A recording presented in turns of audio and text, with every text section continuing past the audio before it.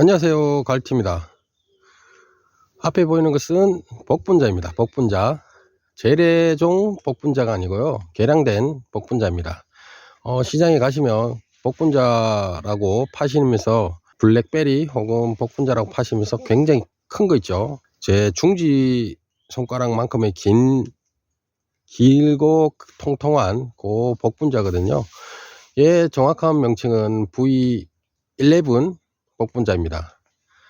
요즘은 개발을 하면서 개발 연도하고 개발 했을 때 수치를 반영해서 이름을 적는데요. 제가 알기로는 V7도 있고요, V10도 있고, V9도 있고, V11도 있고, 여러 종류가 많습니다. 어쨌거나 V11이나 V 앞에 V가 붙는 거는 대부분 대왕 복분자라고 보시면 됩니다. 요 복분자는요, 제가 3년 전에, 아니구나, 4년 전이네요. 제가 농장을 처음에 구입하고 나서 울타리용으로, 보시면 저기 울타리잖아요. 울타리용으로 이렇게 쭉 길게 심었습니다. 울타리용도 심을 뿐만 아니라 저쪽에 가장자리 쪽에는 심을 게 마땅치 않더라고요. 그래서 심은 게 복분자입니다. 그 당시에는 요만큼, 제 거짓말 안 하고 딱 한 뼘 정도만한 복분자 모종을 가져왔습니다. 그때 당시에 제가 샀을 때가 제 기억에는 한 7,000원, 8,000원 한 것 같아요. 왜 기억하냐면요, 모종을 포토에 이렇게 넣어 주시는데 이게 택배를 오면서 몇 개가 부러지고 그래서 종료사에 싸운 기억이 있어서 가격을 대충 기억하고 있습니다.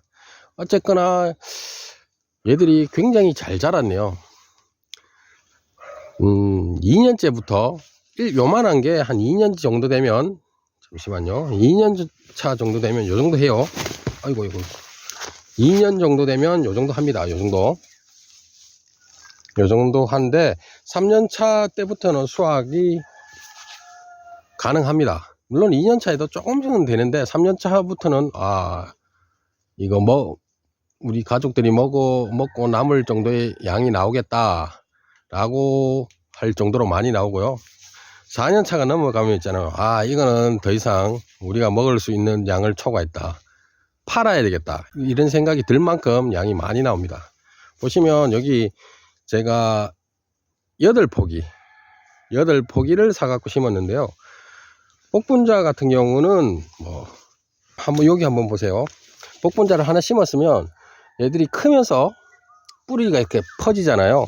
뿌리가 쭉쭉쭉 퍼집니다. 그러면서 땅이 괜찮고 영양분이 있으면 뿌리에서 다시 올라오거든요. 여기도 올라와 있고 여기도 올라와 있고, 뿌리가 많이 퍼집니다. 여기도 있고, 하물며 한 2m 떨어진 여기까지 뿌리가 이렇게 쭉 내려와 있는 겁니다. 그래서 여기서 또 나와 있고, 그래서 제 생각에는 굳이 비싼 거 많이 사시지 마시고요, 주위에서 얻을 수 있으면 더욱더 좋겠지만, 구할 수가 없다 그러면 종묘사에서 사시되 한 2~3포기만 사시고 한 2년 정도 울타리용으로 딱 심어 놓으면요, 지들이 알아서 올라옵니다. 옆에서 그리고 올라오면 저거를 간단합니다. 여기 원뿌리가 있었고 얘가 뿌리가 지나가면서 얘가 순이 올라온 거거든요. 그래서 간단해요. 여기 삽으로 여기 팍 찍어 버리잖아요. 그럼 뿌리가 끊어질 거 아니에요. 그럼 그대로 분을 떠서 다시 옮기면 되거든요. 그러니까 비싼 거 많이 사시지 마시고 그냥 저런 걸 심어 놨다 라고 하고 잊어버리고 있으면 한 2년 정도 되면 여러 개가 나옵니다. 그래서 분을 떠서 또 옮기고 하면 되니까요. 그렇게 하시면 돼요. 저도 좀 전에 말씀드렸듯이 몇 포기 안 심었어요. 8포기인가 7포기인가 그렇게 심었는데 지금은 한 10m 가량 심을 정도의 양이 나옵니다. 매년 저도 요런 거 있잖아요, 이렇게 요런 거나 요런 거 다 분을 떠서 또 중간중간에 심고 조금씩 울타리 쪽으로 계속 늘리고 있는 상황입니다. 번식은 좀 간단하죠. 번식이 정말 잘 됩니다. 그리고 제 같은 경우는 복분자 하면 블랙베리라고, 요즘은 무슨 베리 이래 갖고 많이 뜨잖아요. 아사이베리, 블루베리, 무슨 베리가 붙으면 좀 비싸게 팔리니까 이 복분자를 블랙베리라고 해서 많이 파는데요. 맛은 뭐 달다기보다는 조금 새콤한 쪽이 더 많은 것 같아요. 요거를 먹으면 애기들은 인상을 막 쓸 정도로 조금 새콤달콤해요. 근데 맛은 제가 먹어봐도 좀 그런데 생거는 잘 못 먹겠어요, 솔직히. 그래서 저희 집에서는 대부분 효소를 담아 먹거나 혹은 술을 담아 먹습니다. 복분자 술. 복분자 많이 먹으면 뭐 요강 깬다는 소리죠. 뭐 그걸 먹어봤는데 별로 요강 깨는 것 같지는 않고요. 뭐 어쨌든 술을 담아 놓으면 달달하고 맛있습니다. 그리고 효소도 괜찮고요. 하지만 아침에 이렇게 복분자를 얼려서 하루 먹을 양만큼 조금씩 뭐 주부님들이 얼려 갖고 냉장고에 넣어 놓잖아요. 그리고 나서 아침에 남편분 출근하거나 본인이 먹을 때 조금씩 꺼내 갖고 요구르트나 혹은 우유나 뭐 설탕이나 조금씩 넣어 갖고 갈아 먹는 경우가 있는데요. 저도 어머니가 그렇게 한번 해주셨는데 못 먹겠더라고요. 왜냐하면 복분자는 씨가 있어요. 씨가 많이 씹혀요. 이게 복분자의 가장 큰 단점이에요. 영양 성분하고 비타민하고 굉장히 많은 영양소가 있음에도 불구하고 복분자를 별로 안 선호하는 이유는 이렇게 생거를 먹거나 갈아서 먹을 때도 씨가 계속 씹혀요. 그래서 제가 복분자가 조금 뭐 소비자한테 뭐 호응이 없는 것 같아요. 그 단점 때문에. 그 단점이 가장 크죠. 먹을 때 불편하면 안 먹게 되잖아요. 그 단점이 가장 큰 것 같습니다. 얘가 조금만 더 지나면요 많이 굵어집니다. 굉장히 많이 굵어져요. 요거는 지금 있는데 이만큼씩 굵어져요. 제 중지만큼 쭉쭉쭉 굵어졌다가 서서히 빨갛게 되어서 꺼멓게 되는 식으로 그렇게 익습니다. 그리고 대부분 보시면 요 가운데 부분이 제일 먼저 익고 나중에 하나씩 익습니다.